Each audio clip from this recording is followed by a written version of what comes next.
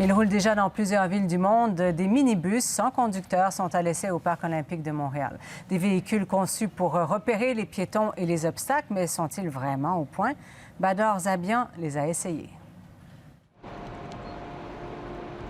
Le minibus aux formes futuristes peut transporter jusqu'à 12 passagers, sans conducteur.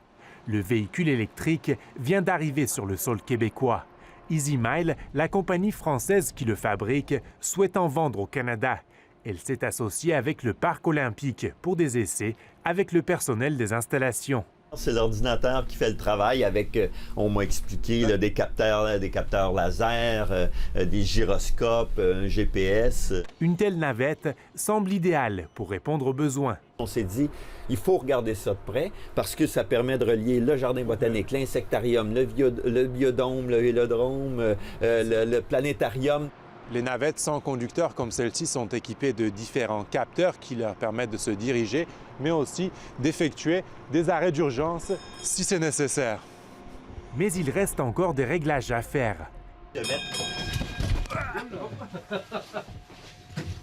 Pas d'obstacle ici, mais l'ordinateur a cru en voir un. La technologie est encore nouvelle. Mais cela n'empêche pas un autre fabricant français de navettes déjà présent en Amérique du Nord de viser le marché québécois. Aujourd'hui, on est présent dans à peu près 10 pays, de 35 véhicules déployés. Les Montréalais pourront essayer la navette au début de la semaine prochaine en circuit fermé autour du Palais des Congrès. Et ça, c'est la place Jean-Paul Riopel. Et en fait, le véhicule va faire le tour de la place. Les navettes autonomes sont encore loin de pouvoir remplacer les autobus des sociétés de transport. À moyen-long terme, pas du tout. On va continuer à embaucher des chauffeurs. On va observer néanmoins les développements technologiques. Est-ce que un jour, on pourrait y réfléchir?